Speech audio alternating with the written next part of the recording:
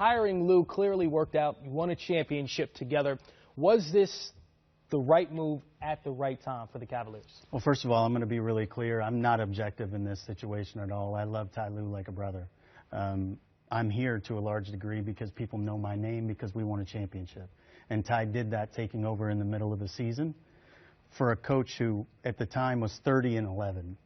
So I don't get to determine whether or not this is a good decision or not. I'm the very last person that gets to judge coaching changes. I can tell you this, if there's no Ty Lue, there's no title.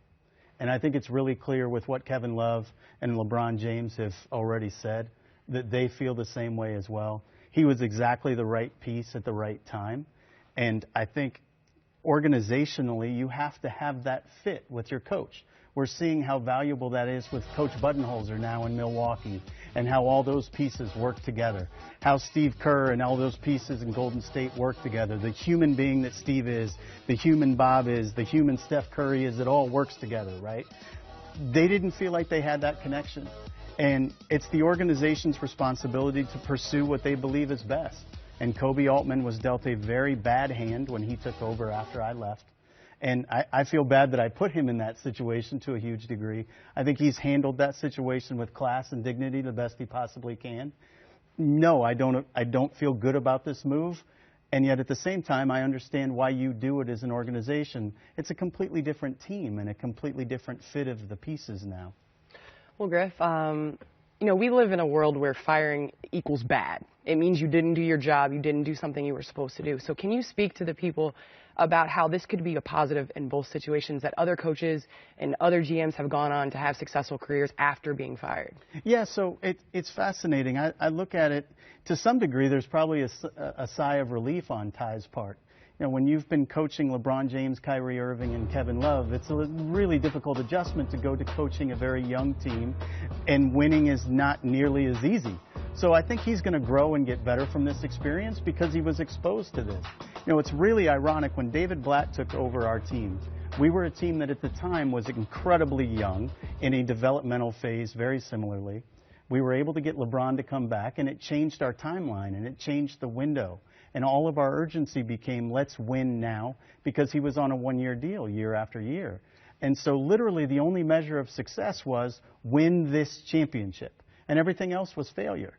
So Ty Lue takes over in the middle of a season. I believe he's the only person other than Pat Riley to take over in the middle of a year and win a title. He gets no love whatsoever for the fact that he's as good as anybody's ever been out of timeouts.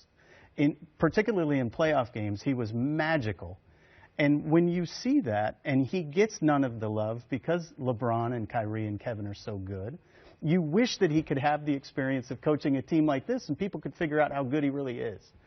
But to your question, Candace, I think the reason this can be a good thing is that if you're of the right spirit, if you're open-minded and accepting of the fact that you've got something you can learn all the time, and I know Ty Lue is, he's going to be better for this. And frankly, there are a lot of jobs right now that are similar to what the Cleveland job was when he took over. I'm going to imagine that he's very near the top of the line because the stars on those teams have talked to Kevin, they've talked to LeBron, and they know what he's all about.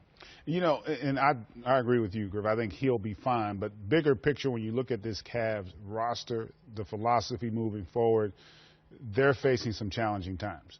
We know they're not going to be a destination point for free agents. Their ability to draft is going to be critical, and whether or not they can get a really good deal. I got to believe that they're going to try to move Kevin Love in January. It almost has to happen in order for them to have any kind of a future, I believe. And I'd be interested to hear your thoughts on that moving forward. Well, when they signed Kevin Love, I really felt like it was buying optionality to a huge degree. I know Kevin really wants to be part of what they're building in Cleveland, and I think Cleveland really wants Kevin to be there as well. You know, it's meaningful when a guy who is as good as Kevin Love is wants to marry himself to your organization because, GA, to your point, they're not a free agent destination. So when a multi-time All-Star and NBA champion wants to marry himself to your organization, you feel really good about that.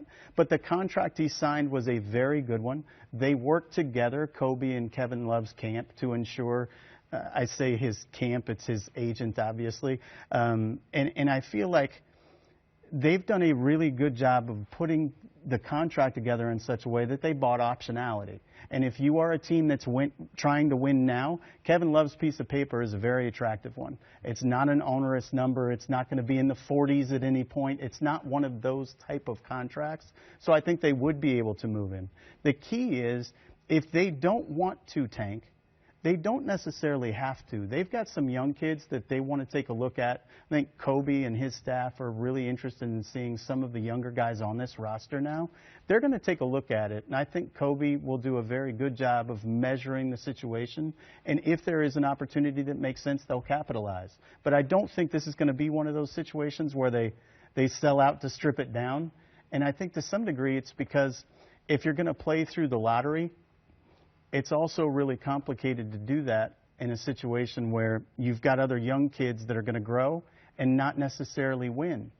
GA, you know this. If you're a point guard and you're Colin Sexton and we're going to learn whether or not, and Candace, you've been there, if we're going to learn whether or not you can win games as a young player, I need other good players on the court with you. Yeah. How do I judge a point guard if I get rid of Kevin Love for a ham sandwich and then put Colin Sexton in the position where he's got to win games? Now I don't really know at the end of the year whether or not Colin's a piece either.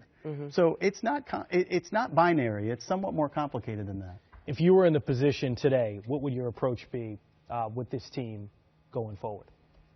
You know, I'm not even going to try to answer that because all of the circumstances that have been brought to bear here, I'm not part of. I don't have a feel for the pulse of the locker room. I don't understand what they're going through in terms of what their mindset is. If their spirit is such that they want to try to take a run at winning, I think you can continue to do that. Nothing's going to befall you as long as Kevin stays healthy, right, and the other assets stay healthy, if you just play it out and wait for the right opportunity. And again, you could see them start to gather some momentum. Their schedule is very favorable now in the next few games, and I'm sure that played into the decision-making as well.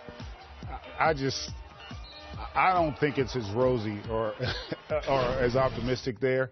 And I'm not trying to be overly optimistic. I think they are tremendously challenged, and it's not just a matter of wanting to look at Seti or Colin Sexton, because even if they develop, I don't know that either is going to be an all-star caliber player.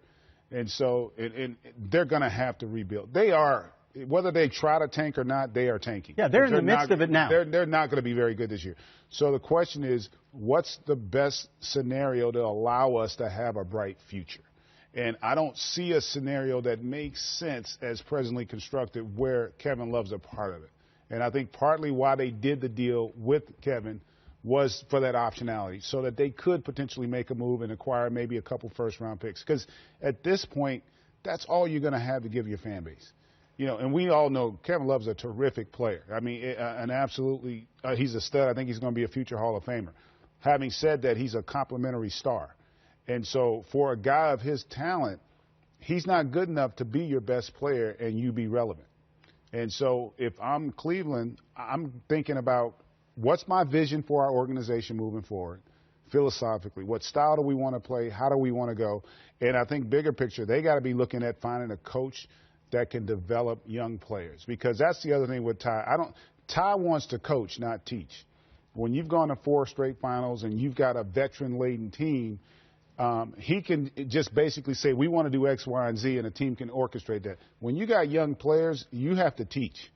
And a lot of that player development is a tremendous challenge for veteran-savvy coaches. So Cleveland, Kobe's going to have he's got to figure that part out. And I'm not saying he may have a philosophy and a strategy moving forward, but it's going to be a painful one over the next couple of years. Well, part of the strategy, I think, is that it was very possible LeBron was going to leave, and we knew that even back when I was there.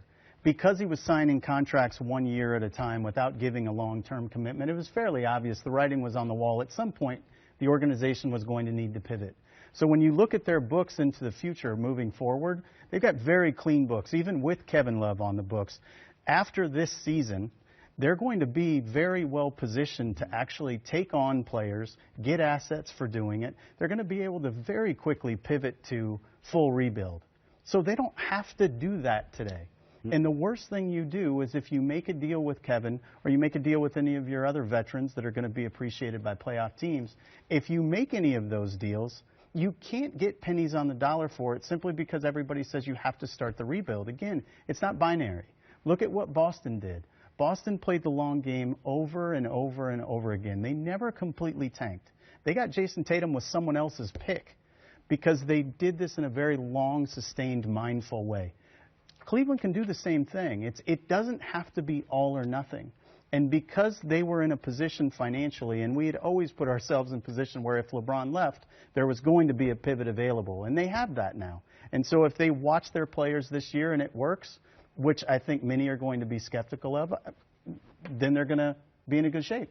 And if it doesn't work, then they have to do what they always knew they were going to have to do all along. To your point about Tyronn Lue and the player development, I think Cleveland's going to really focus their efforts now on finding someone who brings in sweat equity, a la Kenny Atkinson in Brooklyn. Mm-hmm. He's done a magical job, in my opinion, in Brooklyn of establishing a culture of work and accountability, and that's what they need to do. You know, young players require that. You don't walk in the door knowing what you're supposed to do. You need somebody to show it to you, and the whole Cavalier existence was about this championship.